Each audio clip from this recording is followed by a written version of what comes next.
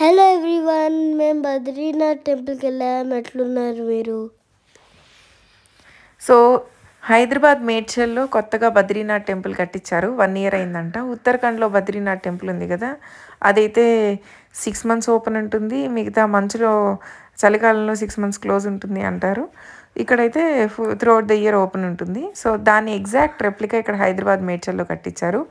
Maybe ఆ temple చూసిన వాళ్ళు దీనికి వెళ్తే రిలేట్ చేసుకోగలరు. మొత్తం ఆర్కిటెక్చరు, కలర్స్, బయట పెయింట్ అంతా, అక్కడున్న విగ్రహాలు అన్నీ సేమ్ అనమాట, అలాగే పెట్టారంట. సో నేనైతే మెయిన్ టెంపుల్ చూడలేదు, నేను ఇక్కడికే వెళ్ళాం అనమాట. సో మాకు రాయదుర్గ్ నుంచి 70 kilometers చూపిస్తుంది.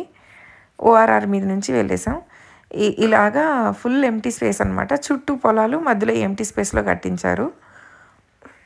సో ఈ పొలాల్లో దగ్గర కాబట్టి వాళ్ళు వచ్చి ఇక్కడ కూరగాయలు అన్నీ అమ్ముకుంటారనమాట. ఫ్రెష్ కూరగాయలు. గుడికి వచ్చి దర్శనం చేసుకున్న వాళ్ళందరూ వెళ్ళేటప్పుడు కూరగాయలు కొనుక్కొని వెళ్తున్నారు అనమాట. అదో టెంపుల్ చూస్తున్నారు కదా, క్యూ ఇలా ఉంటుంది.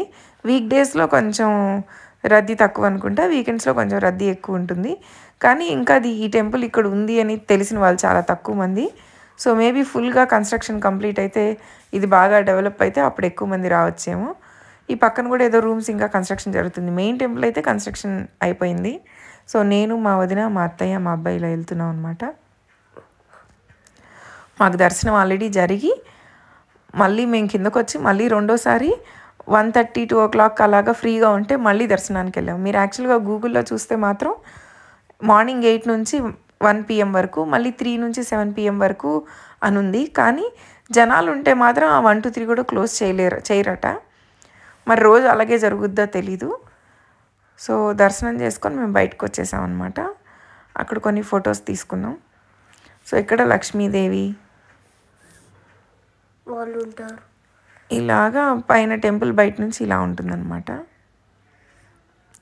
ప్రసాదం అయితే కొబ్బరి బెల్లం కలిపి కొబ్బరి లడ్డు లాగా అనమాట. ఇంకా బొరుగులు బెల్లం కలిపి అట్లా అమ్ముతారు. 20 rupees ఒక్కొక్క ప్యాకెట్. సో ఇలా టెంపుల్ బయట ఆవరణలో అలా కూర్చొని ఫొటోస్ తీసుకున్నాం. తర్వాత బ్యాక్ సైడ్ నుంచి మా వాడు ప్రసాదాలు చూపిస్తున్నాడు. ఇలా కొన్ని మెట్లు ఉంటాయి, దిగేసి వచ్చేయడమే. ఇంకా పెద్దవాళ్ళు దిగలేని వాళ్ళకి లిఫ్ట్ కన్స్ట్రక్షన్లో ఉంది. లిఫ్ట్ కన్స్ట్రక్షన్ ఇంకా జరగలేదు. మేబీ ఒక 3-4 months తర్వాత వెళ్తే వాళ్ళు లిఫ్ట్లో పైకి వెళ్ళొచ్చు అనుకుంటాను. ఇంకా మెట్లు దిగొచ్చాక ఇక్కడ కేదార్నాథ్, శివుడు, శివలింగం, పార్వతీదేవి, గణపతి, నంది ఇలా విగ్రహాలు ఉన్నాయన్నమాట. సో నేను చెప్పినట్టు ఇక్కడ అంతా ఫ్రెష్ కూరగాయలు అనమాట. ఇంకా కంకులు కాల్చిస్తారు, పచ్చి కంకులు దొరుకుతాయి. మేమైతే పొద్దున్నే లెమన్ రైసు, పెరుగన్నంలోకి నంచుకోవడానికి పచ్చడి, పండు మిరపకాయల కారం తీసుకొని మొత్తం ప్రిపేర్ చేసుకొని పొద్దున్నే వెళ్ళిపోయామన్నమాట. ఇంకా అక్కడే తినేసి మళ్ళీ రెండోసారి దర్శనం చేసుకున్నాం అనమాట. అక్కడ బాగా కంకులు అవన్నీ కాల్చి, జాంకాయలు అన్నీ కట్ చేసి, కీరదోసకాయలు కట్ చేసి అమ్ముతూ ఉంటారు. బజ్జీలు కూడా వేస్తుంటారు. మేము ఇంకా మిరపకాయ బజ్జీలు, ఆలు బజ్జీలు కొనుక్కొని పులిహోరలో నంచుకొని అలా తినేసాం. బాగా ఎంజాయ్ చేసాం ఈ ట్రిప్. దర్శనం కూడా చాలా బాగా జరిగింది. చాలా పీస్ఫుల్గా ఉంది. ప్రస్తుతానికైతే అంత రద్దీ ఎక్కువ లేదు కాబట్టి పీస్ఫుల్గా జరిగింది. సో హైదరాబాద్ ఇలా ఉంటుందన్నమాట. విష్ణుమూర్తి, నారదముని, లక్ష్మీదేవి, వినాయకుడు, గరుడు ఇలా వాళ్ళ విగ్రహాలు ఉంటాయి. సేమ్ ఇలాగే అక్కడ కూడా ఉంటాయని విన్నాను. ఇంకా మేము రిటర్న్ అయిపోతున్నాం. కానీ ఆ పార్కింగ్ ఏరియా అంతా ఇసుక మట్టి కాబట్టి మేబీ వర్షాకాలంలో వెళ్తే అంతా బురద ఉండొచ్చు. ఎండాకాలంలో కూడా వెళ్తే కష్టం అనుకుంటా, ఎందుకంటే అంతా ఓపెన్ స్పేస్ కదా. So maybe January February is the right time అనుకుంటా ఇక్కడికి వెళ్ళడం.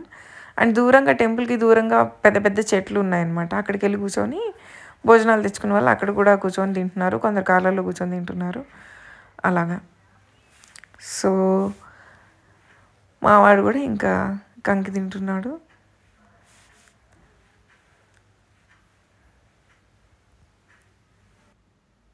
సో బయట ఇలా ఫోటో ఉంటుందన్నమాట, లోపల ఎవరి విగ్రహాలు ఉంటాయి అనేది. ఈ వీడియో మీరందరూ ఎంజాయ్ చేశాను అనుకుంటున్నాను. మీకు టైం కుదిరితే మీరు వెళ్ళి దర్శనం చేసుకొని ఎలా ఉందో నాకు కమెంట్ చేసి చెప్పండి. మనకి హార్డ్లీ 1 hour పడుతుంది హైదరాబాద్లో ఉన్న వాళ్ళకి. So depends on area. మీరు ఎక్కడి నుంచి వెళ్తున్నారనే దాన్ని బట్టి. పెద్దవాళ్ళు బద్రీనాథ్కి వెళ్ళలేని వాళ్ళు, దూరము లేకపోతే ఖర్చుతో కూడింది అనుకున్న వాళ్ళు ఇక్కడికి వెళ్ళి దర్శనం చేసుకోవచ్చు. నాకైతే చాలా పీస్ఫుల్గా అనిపించింది. Thank you for watching. Bye bye.